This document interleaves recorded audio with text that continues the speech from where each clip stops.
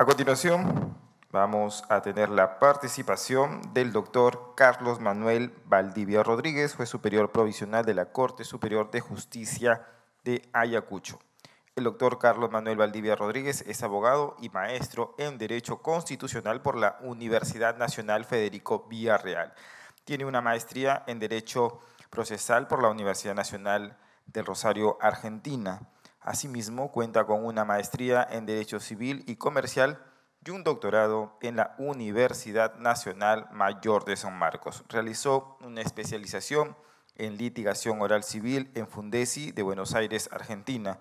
Es conferencista a nivel nacional e internacional, profesor de posgrado de Derecho Civil y Procesal Civil, y actualmente se desempeña como juez superior provisional de la Sala Civil de Huamanga de la Corte Superior de Justicia de Ayacucho. Recibimos entonces la presencia y la exposición del doctor Carlos Manuel Valdivia Rodríguez.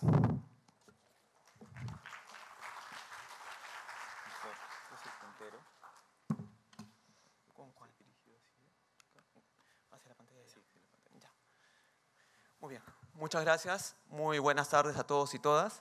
Quiero agradecer la oportunidad que me brinda la Ética y Oralidad Civil de el día de hoy compartir algunas experiencias en torno al tema que se me encomendó el día de hoy, que son las estrategias de la adecuación de procesos civiles al sistema oral. Lo que intentaré el día de hoy es reflexionar con ustedes en torno a algunas experiencias y algunas situaciones que finalmente nos hagan ver cómo estamos llevando nuestro trabajo y de qué manera podemos mejorar. Muy bien, comienzo con lo siguiente. Recordando al profesor perfecto Andrés Ibáñez, conocido por todos de España, dentro de su libro, El Tercero en Discordia, hubo una frase que me llamó la atención, que es la siguiente. No debe esperar ni promociones en cuanto al juez en la carrera u otros beneficios, ni temer sanciones u otros perjuicios como consecuencia del ejercicio de sus funciones. Solo así la jurisdicción podrá desarrollar su papel en la garantía de los derechos, sobre todo los sujetos, principalmente los más débiles, que son los más lesionados. Solo de este modo puede consistir en la imparcialidad, en la aplicación de la ley y conectarse en democracia con la soberanía popular que la ley expresa. Entonces, las actividades, las acciones que realizamos, parte de cada uno de nosotros, los jueces. Y es en ese contexto en el cual los que estamos aquí presentes optamos por pasar a la oralidad civil. ¿Por qué? Porque queríamos cambiar las prácticas que veníamos desarrollando hace muchos años. Y yo comenzaré comentándoles un poco desde mi experiencia personal. Recordemos que a partir del 10 de febrero del año 2015 se modificó el artículo 204 del Código Procesal Civil, el cual refería que la audiencia de pruebas puede ser registrada en audio y video, siendo la excepción que se siga levantando un acta con la descripción de las incidencias. A partir del 5 de septiembre del año 2016, yo comencé a grabar las audiencias. Es decir, apliqué este artículo 204, agenciándome para que estuviera en el SIC en los ambientes del módulo penal. Y esto conllevó a que ese cambio, esa cuestión que yo quise aplicar, porque tuve la oportunidad de estar en el órgano de control durante 3 años y veía que esta norma vigente no se aplicaba. Y dije, ¿por qué no dar ese paso adelante? ¿Por qué no comenzar a aplicar la modernización, a aplicar las herramientas que tenemos ya presentes, como es la grabación? Y en ese sentido es de que la oralidad, sobre la cual no hablé de muchos aspectos, dado que si tomamos en consideración ya han sido abordados por parte del profesor Priori, pero nos lleva a replantear varias cosas. La primera, si este sistema, las herramientas, la normatividad que nos han puesto no funciona, es por las personas, las cuales muchas veces queremos quedarnos en nuestra zona de confort.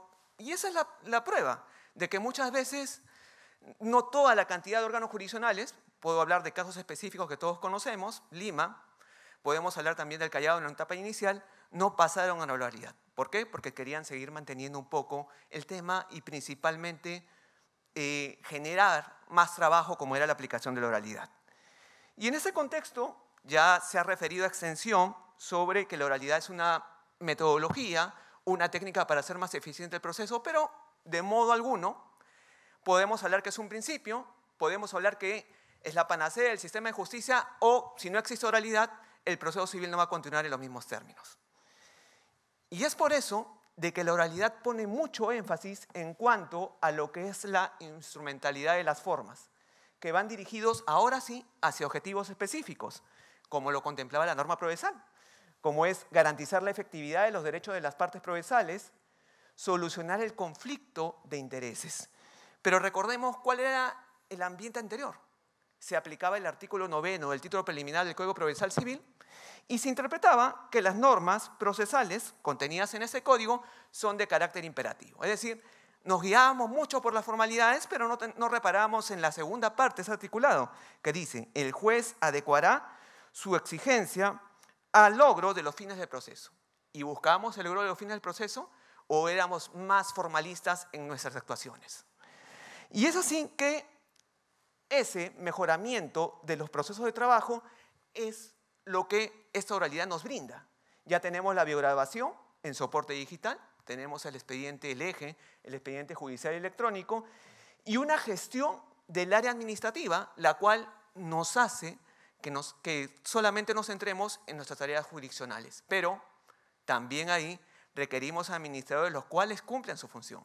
Hagan seguimiento en cuanto a los escritos pendientes, hagan seguimiento en cuanto al personal, porque todo esto ya ha sido derivado a una persona para ello. ¿Hay un cambio de la gestión del proceso? Evidentemente que sí. Pero pondré más énfasis en la última parte, un lenguaje judicial claro. Partimos de que muchos de nosotros hacemos nuestras sentencias de acuerdo a lo que hemos aprendido en nuestra trayectoria, en nuestra carrera judicial. Pero realmente ¿ha habido o hay un esquema para esto? No. Y lo pensamos en nuestra óptica de abogados, pero la oralidad implica de que esa sentencia vaya dirigida hacia todos los justiciables, hacia los mismos, porque a ellos nos debemos. Y eso implica replantear, no hacer sentencias netamente para un auditorio jurídico, sino buscar que ese justiciable pueda entenderse.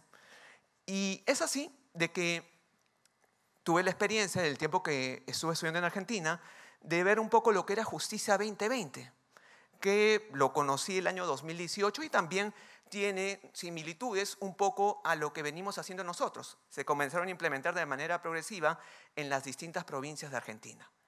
Y era que también los jueces asumieran o no adecuarse a ello. Pero las sentencias en Argentina son completamente distintas a las de nosotros. Es decir, una estructura más corta, identificando el problema jurídico sin tanto adorno, sin tantas citas del Tribunal Constitucional, sin tantas citas jurisprudenciales. La oralidad resalta lo que es el rol del juez como director del proceso. Rescata ese rol, que si bien es cierto, aparecía normativamente, pero sin embargo fue dejado de lado. ¿Por qué fue dejado de lado? Por la distorsión de la oralidad en el Código Procesal Civil.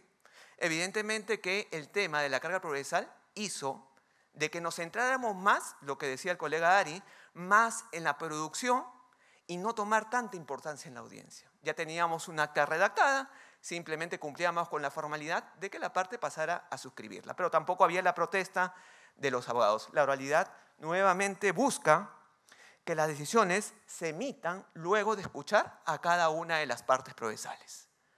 Es decir, garantiza a plenitud los derechos de los justiciables, que lo habíamos dejado un poco de lado porque prácticamente las audiencias eran un monólogo del juez y las partes o los abogados poco cumplían con su rol.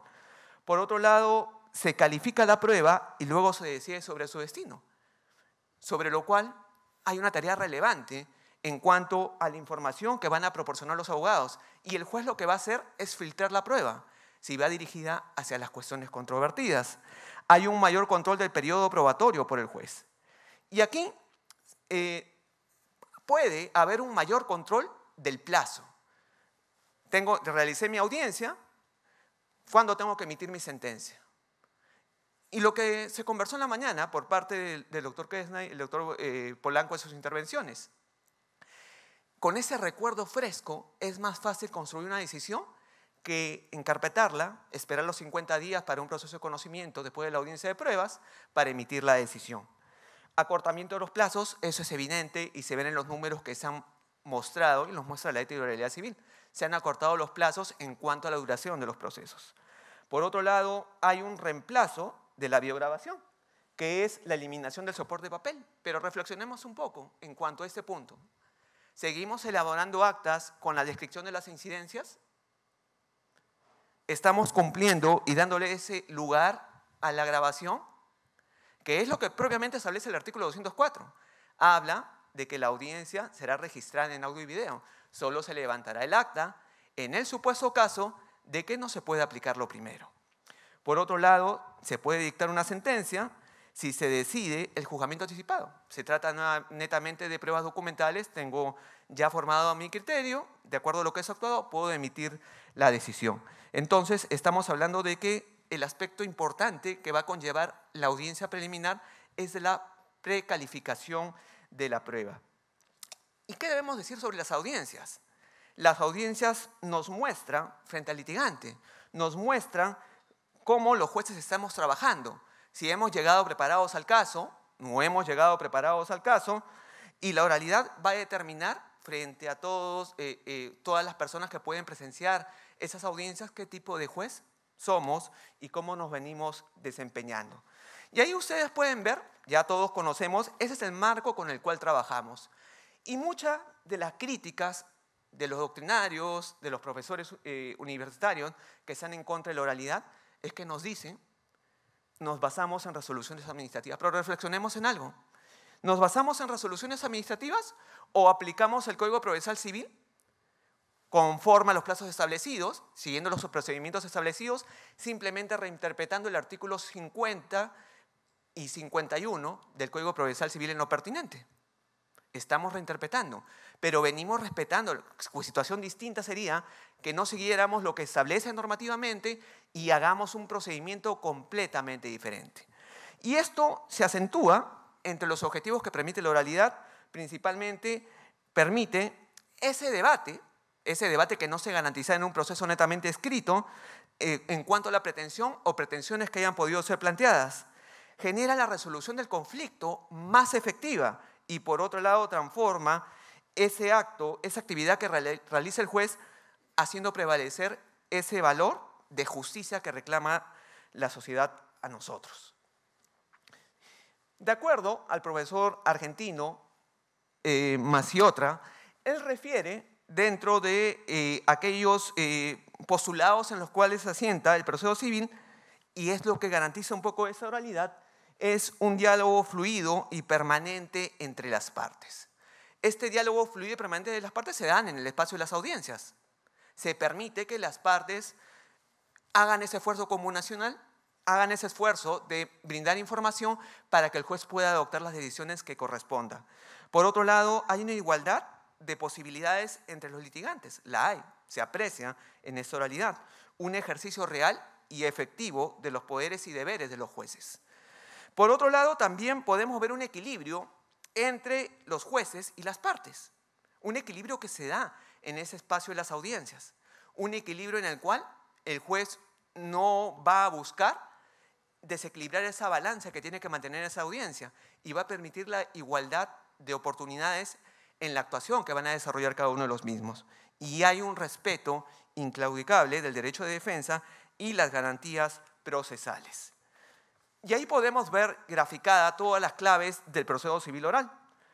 Ya hablamos del case management, del cual se habló extensión en la mañana, que permite la gestión del caso que va a hacer el juez. Sería esa hoja de ruta que va a seguir el juez desde la audiencia preliminar hacia la sentencia. Va a proyectarse en cuanto a las pruebas que puede actuarse, va a proyectarse en cuanto a lo que puede demorar las actuaciones para garantizar la efectividad de este proceso civil. Estamos hablando de procesos civiles no puramente orales, ya se habló también de ello, no redundaré tanto en esto, y un énfasis en la colaboración procesal, en la cual el juez con las partes contribuyen para resolver ese conflicto. Y jueces con un rol de director del proceso, un rol claro y nítido, y también el órgano de segunda instancia va a tener la posibilidad de poder apreciar lo mismo que se desarrolló en primera instancia. Y va a percibir lo mismo y para generarse una mayor convicción en cuanto a las actuaciones que se han podido realizar, testimoniales y de las declaraciones que se hayan podido actuar en primera instancia.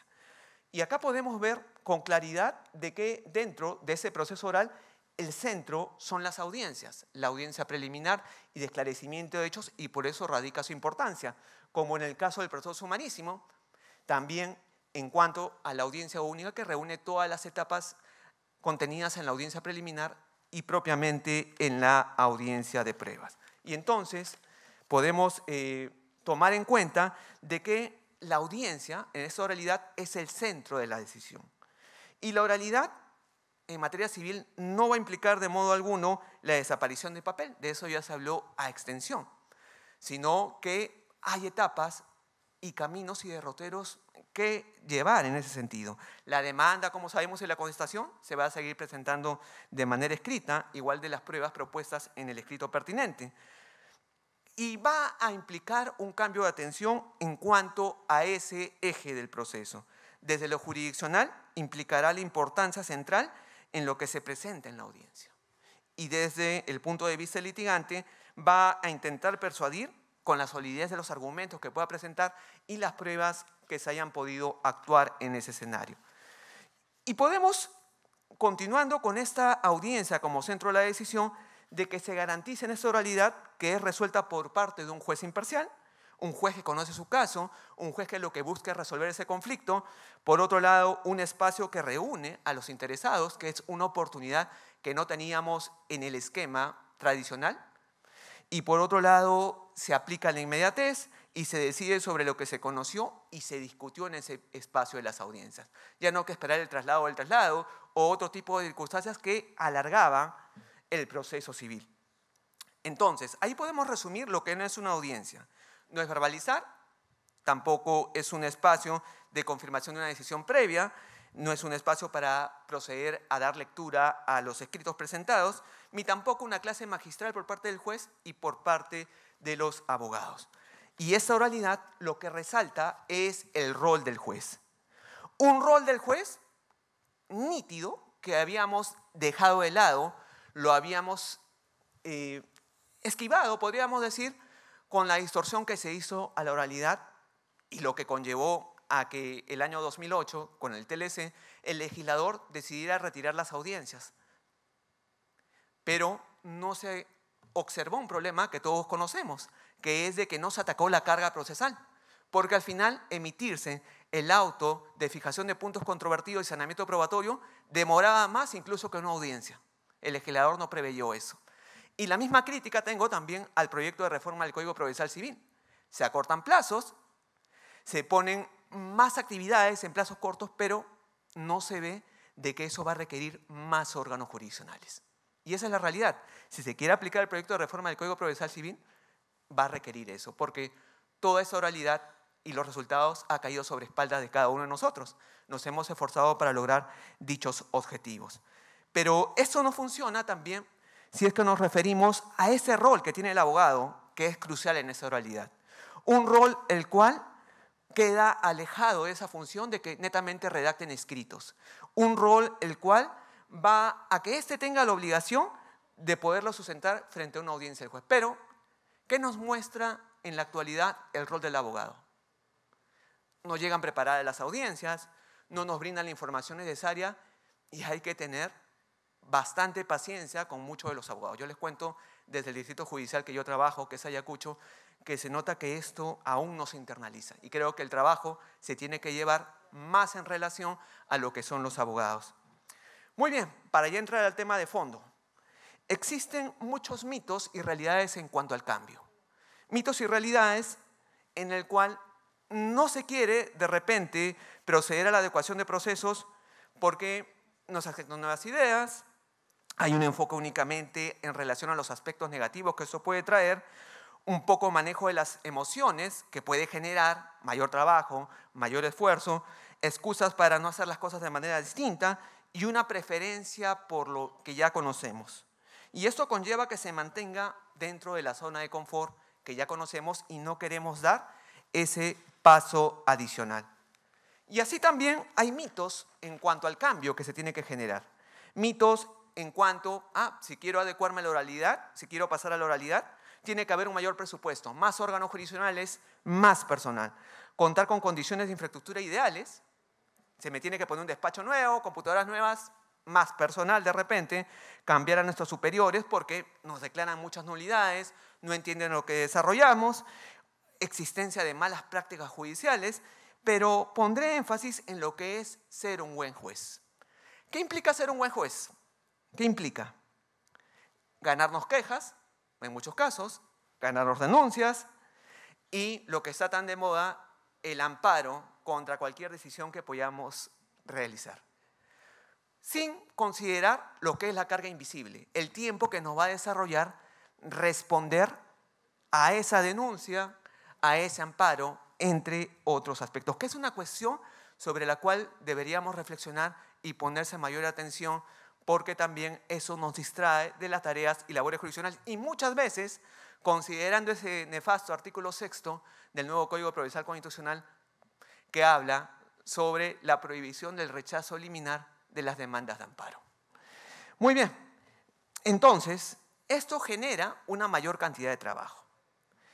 Y ustedes dirán, ¿cómo se ha venido generando la adecuación de los procesos en las distintas cortes? Y lo podemos apreciar dentro de ese cuadro con información que se me brindó por parte de la ETI. Podemos ver que los que han cumplido con adecuar sus procesos tan solo son 16 Cortes Superiores de Justicia, las que ustedes pueden ver dentro de esa relación. Y un total de 2.045 expedientes han sido adecuados a la oralidad. Las otras cortes, dentro de las 27, que forman parte de la oralidad civil, tienen algún tipo de observaciones en cuanto a no remitir información, no cumplir con algunos requerimientos que se hizo por parte de la ETI para seguirse los parámetros establecidos. Entonces estamos hablando de un promedio de 10 cortes superiores, las cuales aún tienen pendientes concretar la adecuación de sus procesos tradicionales hacia el esquema de la oralidad. Es decir, estamos hablando de aquellos procesos que se iniciaron antes de que esa corte pasara a la oralidad. Y podemos apreciar en ese contexto que siempre se presentan problemas frecuentes, y lo conversé con algunos colegas de algunas cortes, en torno a qué problemas hay para adecuar un proceso. Resistencias, me va a implicar más trabajo, tengo que ponerme a revisar los expedientes, tengo que emitir mis sentencias y esto no me da mayor tiempo. Hay una mayor cantidad de trabajo, no hay una base normativa, pero actualmente sí la tenemos. Partamos del artículo 555 del Código Procesal Civil, que habla que se tiene que emitir ya la sentencia de manera oral dentro de los procesos sumarísimos. Hablamos también de una falta de control de los jueces sobre sus colaboradores, que es otro aspecto también que se genera en este ámbito. Pero, ¿a qué conlleva ello? De que muchas veces dejamos que el proceso, en cuanto a lo que es la adecuación, avance en piloto automático. No damos pautas claras en cuanto a los secretarios, cómo deben adecuar los procesos, y simplemente se adecúan en grupos, se saca la resolución, pero no se analiza y se evalúa el proceso. En este contexto es importante que tengamos en cuenta también los beneficios que puede traer si optamos por una adecuación, que es, en primer lugar, permitir alcanzar la efectividad de la tutela jurisdiccional efectiva. Porque, ¿qué se persigue con esto? Si el proceso va a ser más beneficioso para ese litigante, ¿no sería adecuado para garantizar tutela jurisdiccional efectiva pasar la oralidad? Si aplicamos un concepto distinto en todo ello, esto va a generar de que demos una respuesta adecuada. Pero, como lo refería el colega Ari, tiene que haber una flexibilización para ello. Una flexibilización que permita optimizar la congruencia para no convertirla en un obstáculo para asegurar la tutela jurisdiccional efectiva. Pero para esto también tiene que ir de la mano de un rol más activo del juez, claro, dentro de los límites procesales establecidos. Y por otro lado, esa aplicación del antiformalismo como obligación del juzgador para efectos de prestar tutela jurisdiccional favorece ese acceso al proceso. Y ese acceso al proceso, alejado de cualquier tipo de formalismo que haga que prevalezcan estos frente al objetivo de resolver el conflicto, hace de que esas formalidades ya dejen de ser un obstáculo y se pueda dar una respuesta a este justiciable a través de una decisión que se constituye en la sentencia que se pueda expedir. Es en ese contexto en el cual, tomando un poco en cuenta lo que refirió en su libro el doctor Sumaria, ¿cuándo debe adecuarse el proceso hacia la oralidad? Y ahí podemos encontrar 6 ejes. El primero de ellos es cuando el procedimiento lesione la defensa y la contradicción. Ahí tenemos que pensar si ese proceso lo vamos a adecuar a oralidad. Por otro lado, que para producirse la sentencia no se necesita de un proceso plenario no eficaz, no un proceso amplio, lo podemos resolver. Supongamos que tan solo se han actuado pruebas documentales. Es necesario que llevemos ese proceso a una audiencia si no se han planteado cuestiones, no se han planteado de repente tachas u oposiciones contra algún medio probatorio, podemos emitir la sentencia sin pasar a una audiencia. Y hay que ver si es necesario esa intensidad en cuanto al debate y los fundamentos para efectos de adecuar o no ese proceso, si resulta pertinente eso o no. Y cuando el trámite procedimental, también cognitivo, entorpezca la producción de la sentencia. Es otro aspecto a considerar. Existe riesgo del incremento de la duración del proceso, se genera una necesidad impostergable de tutela y cuando la audiencia realmente sirve al proceso. Y esa es la pregunta que nos tenemos que formular si es que queremos adecuar un proceso a la oralidad. Pasarlo a un proceso para audiencias realmente sirve al proceso. Es por eso que yo les decía, simplemente no es sacar una resolución a todos los procesos que se encuentran como para poder desarrollarse una audiencia, sino es revisarlos, es evaluarlos si realmente resulta pertinente ello o no. Es por esto de que muchas veces las malas prácticas me refiero por parte de alguno de nosotros en cuanto a declaraciones de improcedencia, en cuanto a no pronunciarse sobre el fondo, en cuanto a buscar conducir el proceso de manera más lata, simplemente por la carga que afrontamos, hace de que no observemos ese drama, ese problema que nos trae ese justiciable que espera una respuesta por parte de nosotros. Y tampoco es algo que debemos plantearnos, no venir apagando incendios momentáneos. Es decir, si un órgano jurisdiccional tiene mayor carga que otro, redistribuyamos la carga. O demos más carga a los otros 2 órganos jurisdiccionales, pero hay que pensar en algo. ¿Por qué esos 2 órganos jurisdiccionales no tienen la misma carga, tienen menos carga que el que presenta más? De repente han trabajado más, de repente se han esforzado más que el resto. Que son aspectos los cuales se tiene que evaluar si es que queremos plantear nuevas estrategias para mejorar cómo nos venimos desempeñando en la actualidad. Y concluyo ya un poco el tema del día de hoy con algunas cuestiones que nos hacen pensar si es que estos procesos de trabajo que desarrollamos en la oralidad resultan pertinentes con la adecuación de los procesos. Que no va desde el ámbito en el cual podemos estar un poco de repente en la comodidad de nuestra oficina, de nuestro escritorio, sino es ver lo que hay más allá de un expediente. Ver si realmente ello va a generar una mayor atención al justiciable en cuanto a un proceso más eficiente, en cuanto a que se le pueda dar una respuesta inmediata y considerar, no únicamente porque nos están recomendando adecuar el proceso, lo adecuemos. Es por esto de que yo considero que esto debe llevarnos a que nos demos un tiempo y conversar con nuestro grupo humano. Conversar, darles directrices si corresponde o no adecuar. Yo por eso estoy un poco en contra de que se realicen las cosas de manera estandarizada, pegar una resolución o sacar un formato determinado pasando o adecuando un proceso de oralidad. Hay que ver si conviene o no conviene. Es por esto de que concluyo con esta frase, que conlleva un poco a un libro de Robin Sharma, que se llama El líder sin cargo, en el cual comenta el caso de Blake Davis, una persona la cual se dedicaba, laboraba, vendiendo libros en una librería. era un vendedor de libros. Pero era una persona conformista con la vida que llevaba, pero sin embargo conoce un mentor, a Tommy, el cual le hace cambiar la percepción y le hace ver de que ejerciendo pequeños liderazgos y haciendo lo mejor posible tu trabajo, desde el lugar que te encuentras, puedes generar e irradiar y cambiar incluso el espacio en el cual laboras, en el cual te desempeñas. Es por esto que, como señala este autor, para liderar no hace falta una autoridad oficial, solo el deseo de implicarse y comprometerse a dejar una huella positiva, siendo excelentes en lo que hacemos. Esto parte por dos aspectos también. Hay que prestar atención a nuestros grupos humanos, a nuestros colaboradores, porque el factor humano va a ser indispensable y va a ser esencial para lograr los objetivos que perseguimos dentro de cada uno de nuestros despachos, dentro de cada uno de nuestros órganos jurisdiccionales.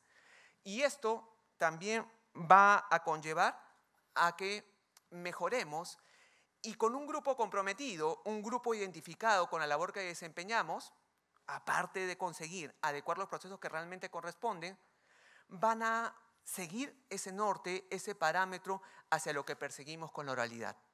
Porque si no prestamos atención al grupo humano, yo creo que de nada va a servir un poco el esfuerzo que hagamos cada uno de nosotros.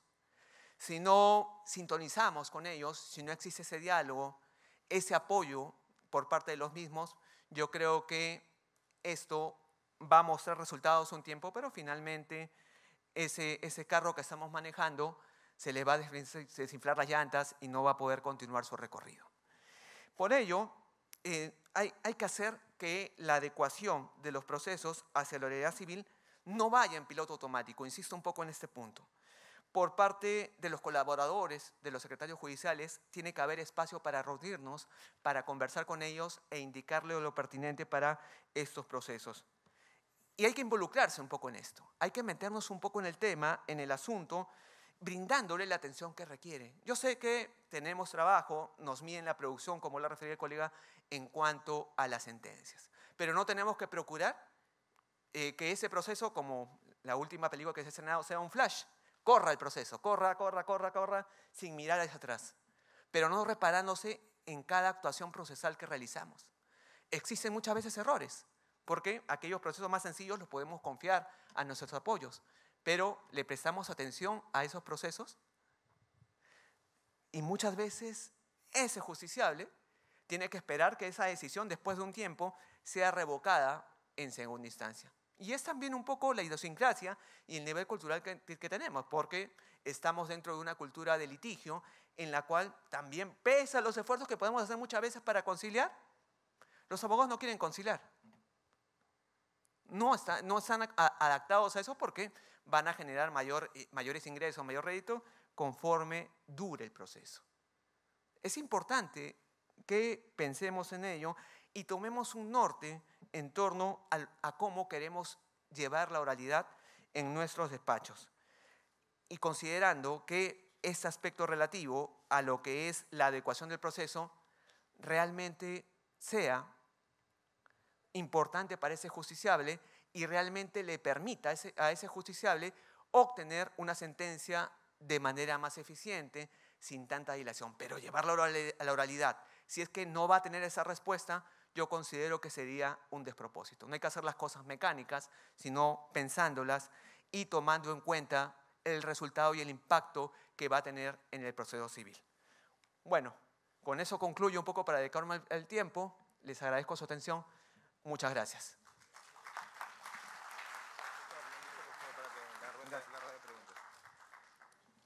Agradecemos la participación del doctor Carlos Manuel Valdivia Rodríguez, juez superior provisional de la Corte Superior de Justicia de Ayacucho, quien tuvo a cargo la ponencia Estrategias de adecuación de los procesos civiles al sistema oral. Bien, señoras y señores, los invitamos ahora a que puedan realizar sus preguntas o consultas a nuestros expositores, levantando la mano para poder alcanzar los micrófonos. Por favor.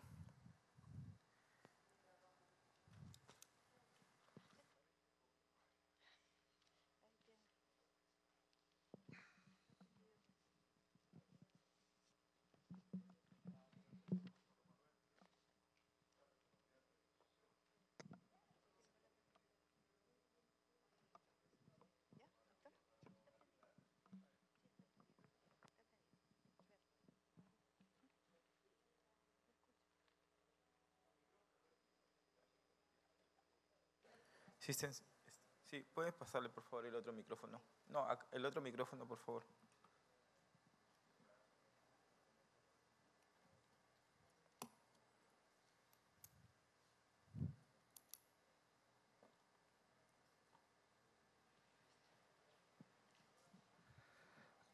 Felicitar al doctor Carlos Manuel por la brillante exposición. Doctor, siempre se viene diciendo que no hay una base normativa para la oralidad y usted ha hecho referencia a las resoluciones del Consejo Ejecutivo Poder Judicial. Pero casi no he escuchado lo que está establecido en el artículo 6 de la Ley Orgánica Poder Judicial, en la que lo considera como principio, lógicamente, esta técnica, está la oralidad. Eso podría ser la base legal que ampare la posibilidad de que podamos entrar al tema de la oralidad. Si usted considera, y va a la pregunta, en cortes superiores, que todavía soy de Huancavelica, que no se ha implementado, y hemos tenido el caso de un juez supernumerario que lo hizo en un tiempo que estuvo, ¿no? Y aplicando esto y haciendo pues las audiencias en materia civil mucho más con calidad de información de las partes, ¿no? Porque ahora estamos esperando que nos autorice todo un trabajo en la implementación, si pudiera ser factible, si un juez con iniciativa, proactivo, pueda iniciar, como le digo, bajo ese marco legal que está en la Ley Orgánica del Poder Judicial, ¿no? Ahí está considerada la oralidad. Gracias, doctor. Muchas gracias. Claro, yo concuerdo con usted. Tenemos ya la herramienta, como lo mencioné, del artículo 204 del Código Procesal Civil. El artículo que usted mencionó, dentro de los demás, que lo he referido en mi disertación, coadyuvan a ello.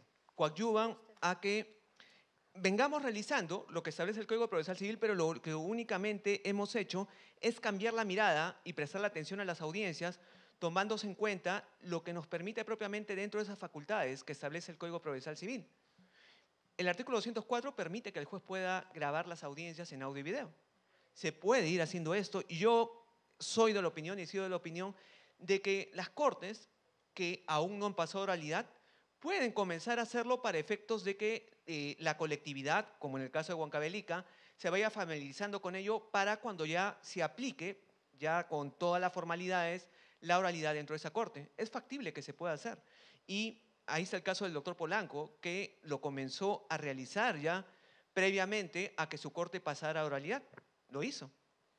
Tan solo, como dije, es cuestión de decisión y es cuestión de hacer ese plus, ese esfuerzo para mostrar, porque lo he sostenido siempre, la justicia civil, si no se hace ese esfuerzo, el doctor Lama no lo impulsa y el Consejo Ejecutivo no da esa mirada de querer cambiar lo que veníamos desarrollando en la justicia civil, seguiríamos siendo la cenicienta del Poder Judicial.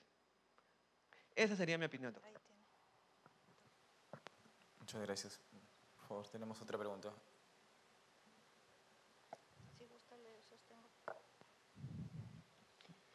Muy buenas tardes, se habla Edwin Sarmiento de la Corte Superior de Justicia de Puno. En las ponencias de hoy voy a introducir mi pregunta para luego, pero voy a dar una brevísima presentación. Me hace recordar aquello que el año 93 en adelante escuchamos de las palabras de Juan Monroy Gálvez, ¿no? Todo lo necesario para poder trabajar un proceso por audiencias. ¿Y qué se hizo en ese tiempo? Esas son las prácticas que les voy a compartir.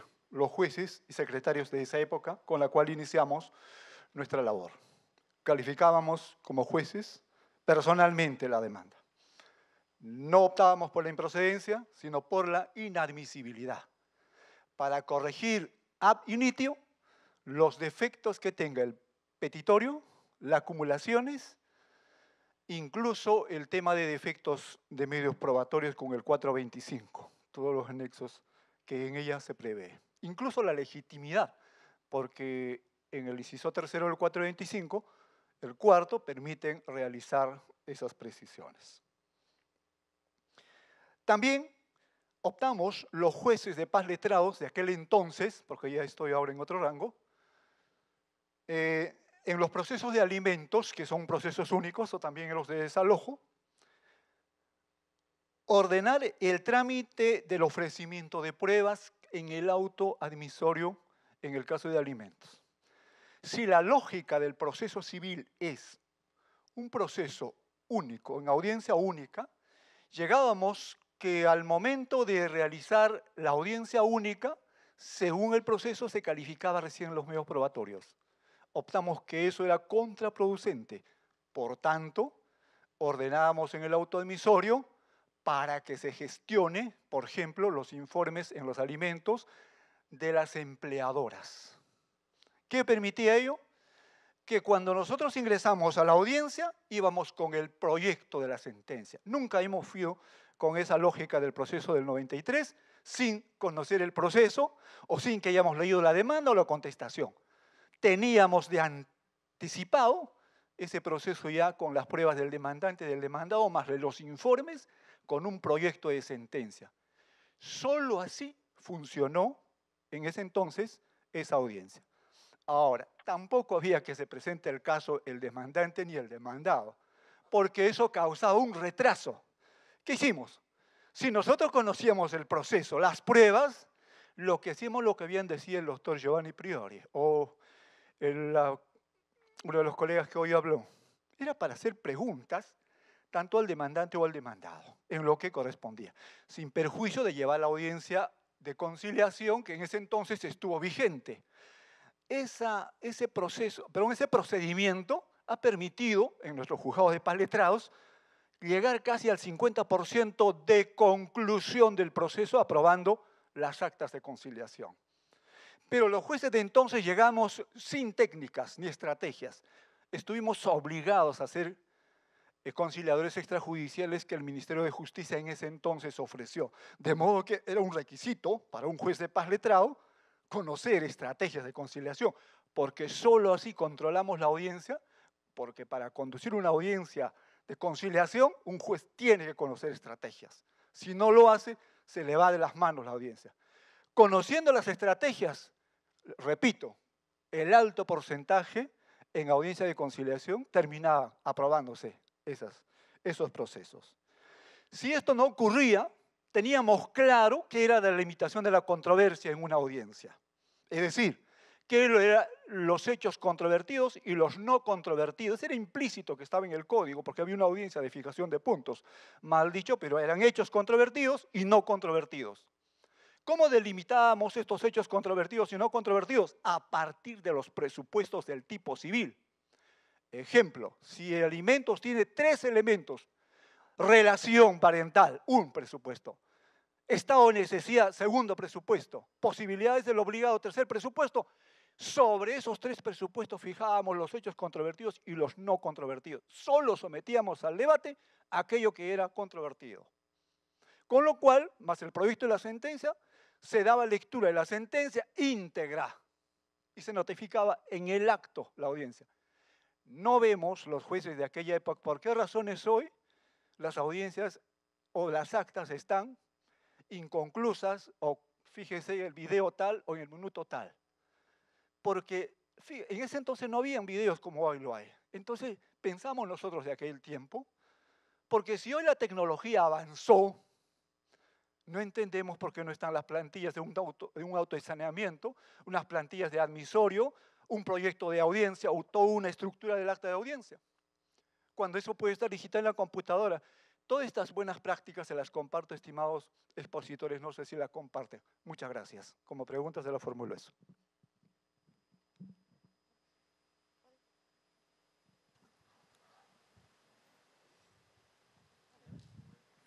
Bien.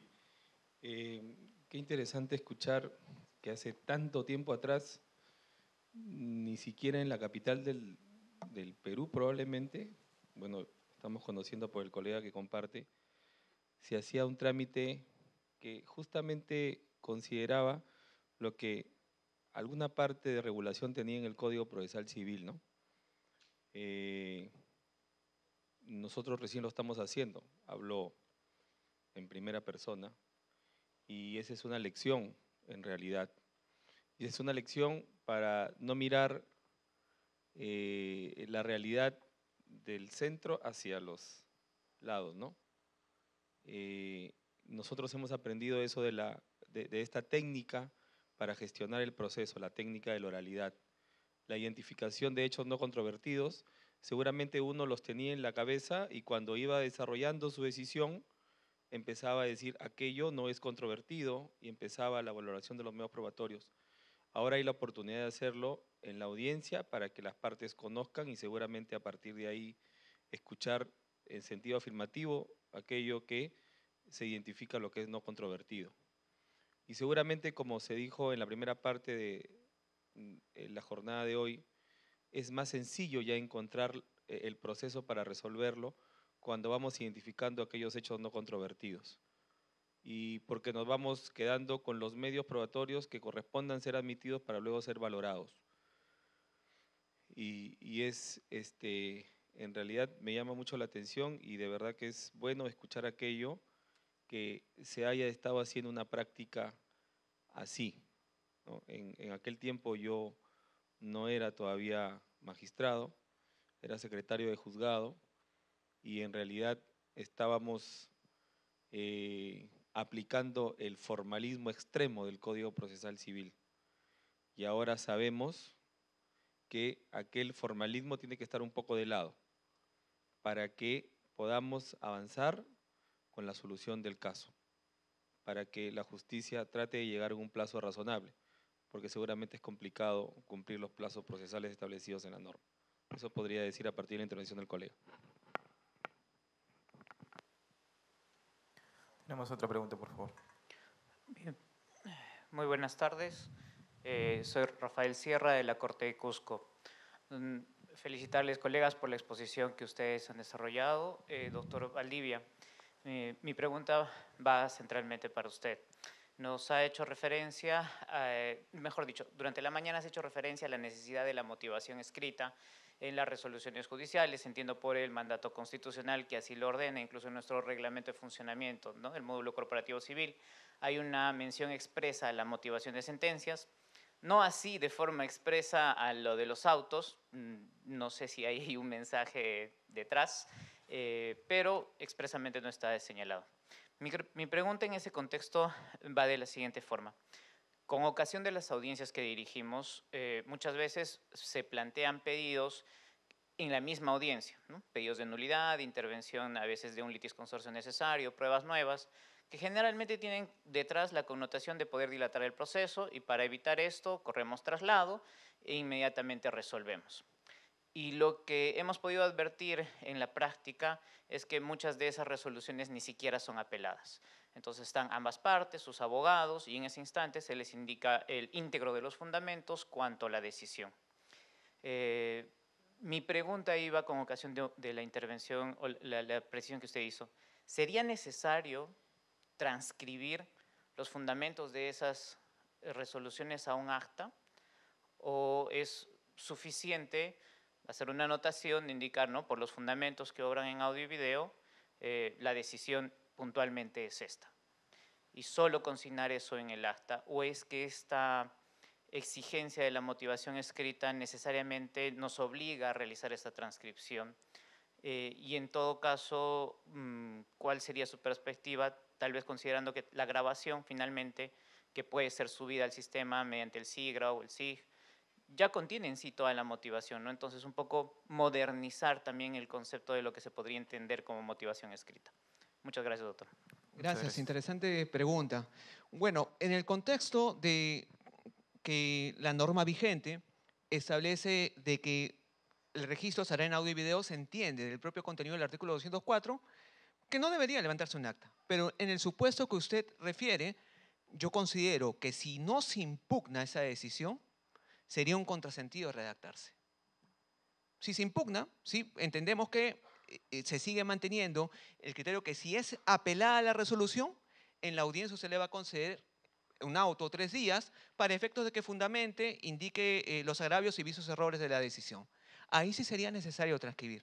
Porque, ¿qué es lo que se procura con todo lo que hemos escuchado el día de hoy en cuanto a la oralidad? Reducir los procesos de trabajo, emplear el tiempo de manera adecuada y transcribir esa acta pese a que no se ha impugnado, tan solo con la indicación de repente del sentido y el minuto exacto, Porque en lo que he podido observar en materia laboral, hacen eso. Están haciendo esa descripción en cuanto a una decisión que se emite, se indica el minuto exacto, pero si se impugna, para efectos de que el órgano de segunda instancia pueda verificar y también garantizarse de manera plena ese derecho a la doble instancia, ahí sí vendría la transcripción. Esa sería mi opinión en cuanto a su pregunta, doctor. Gracias. Muchas gracias. Bien, de esta manera cerramos esta parte de la rueda de preguntas y agradecemos tanto a nuestro auditorio por sus preguntas y a nuestros expositores por sus brillantes respuestas. Queremos a continuación invitar al doctor Héctor Enrique Lamamore y al doctor Ramiro Bustamante Segarra, quienes harán entrega de un reconocimiento a nuestros ponentes en esta parte del programa del tercer encuentro nacional de jueces y juezas que tratan procesos en materia civil.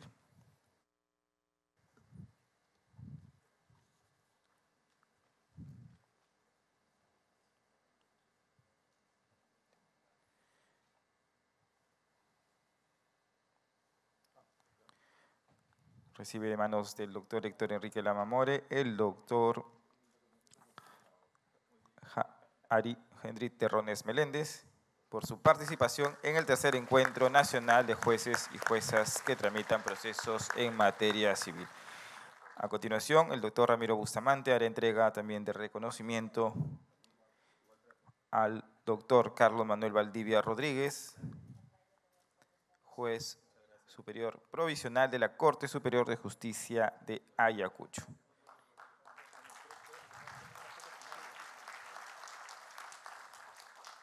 Invitamos a los 4 magistrados para que sean parte de la foto protocolar.